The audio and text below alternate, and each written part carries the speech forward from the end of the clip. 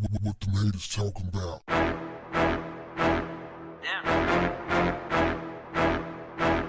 What's up, family? If you're a fan of Michael B. Jordan, you've probably seen all the press surrounding his new film, Creed. In a recent interview on the red carpet, things went seriously awkward as Michael confronted a reporter who used to talk slick about him.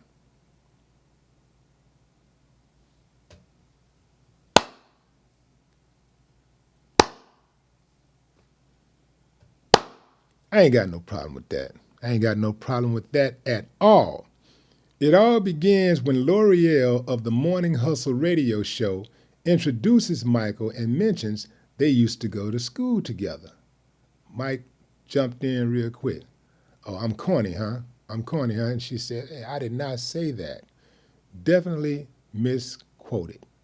For context, the comments appear to stem from a 2021 episode of the Undressing Room podcast, where her co host said that Michael seemed like a nice, corny guy while discussing his then relationship with Lori Harvey. L'Oreal said, "You know what's so crazy? I went to school with Michael B. Jordan at one point in life. And to be honest with you, we teased him all the damn time because of his name, Michael Jordan. Let's start there." And he was no Michael Jordan. L'Oreal said Michael B. Jordan would also come to school with a headshot. And she said, "We were from Newark, the hood. And we'd be like, what are you going to do with that damn headshot?" And look at him now. Yeah, look at him now. L'Oreal asked him a few more questions before ending the interview with, "Well, you're not corny anymore." And Mike just kind of like looked at and walked off. What do y'all think about that, fam? Was L'Oreal out of pocket, or was Michael B. Jordan a little too sensitive? Did he overreact? I'll give you a few moments to think about it. Okay, time's up. My thoughts. Let's start with the co-host. Let's start with the co-host. The co-host said that Michael B. Jordan was a nice, corny guy. A nice, corny guy. When you think of corny, you think of someone who is uncool. You think of perhaps an idiot who makes a fool out of himself, oftentimes trying to be cool. You know, somebody who embarrasses himself, right? So that ain't no way you can call somebody corny and make it sound good. It's an insult. Now, L'Oreal didn't call him corny. If you're in the facts, she didn't call him corny. She did admit to teasing him, right? The co-host called him corny. She just kind of like gave her backstory about how she knew him and she went to school with him and how they used to tease him. I was on a website, this blog, reading some comments, and one of the commenters said that that's why Michael B. Jordan don't date black women. He said that growing up, black girls are mean to black boys, and unless they're a thug, and so on and so on and so on. He said that other races don't do that to their males, like the other females don't do that to their male counterparts in other races.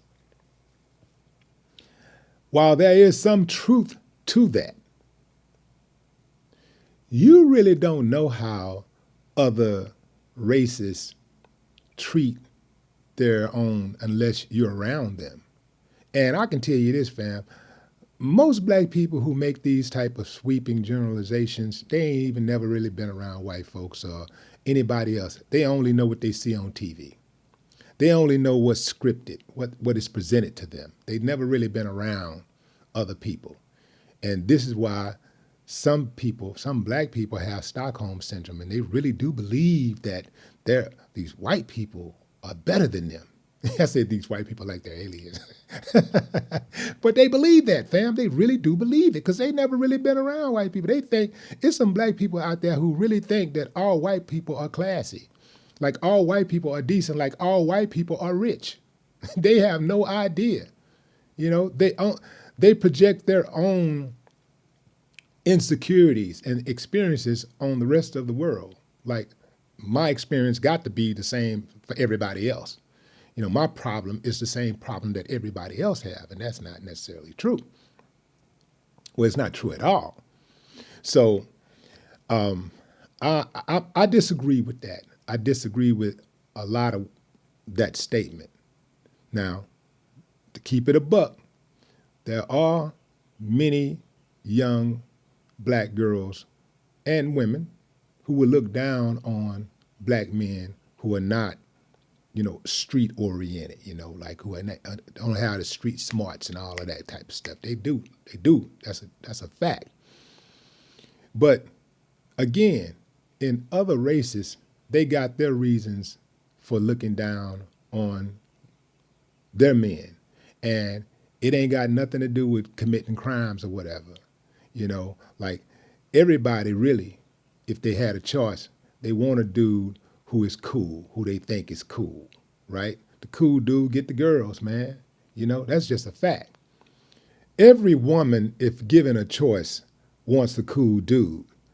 But cool don't pay bills and grow old with you. I have a theory about why some black women prefer the thug type. Black people in this country are behind enemy lines. We are under the constant threat of violence. And so, the black female that chooses the thug type perhaps see him as a real knight in shining armor, like somebody who may have to actually defend her with his life. Now, the flip side of that coin is a lot of black women are understanding that the chances of me going the distance with this thug versus this guy who is not a thug are a lot less greater. So I'm gonna roll with this other guy. You know, hey man, cool and everything, that's fun, whatever. That was cool in my teenage years, but hey man, that ain't happening. All of that rebellious stuff and being an outlaw, you know, I thought that was cute, but hey, now, you know, I'm trying to have these kids, I'm trying to have a life, I'm trying to have a future, and that ain't it. And I think a lot of women are waking up to that. And let's keep it a buck. Black women don't have thug life, or black men don't have thug life on lock. It's a whole lot of thugs out there, and these thugs got women and they got children. So let's not try to make it seem like black women are the only women that are interested in the thug type. But I will tell you this, a lot of black females are waking up, and they like, man, I ain't trying to raise these kids by myself.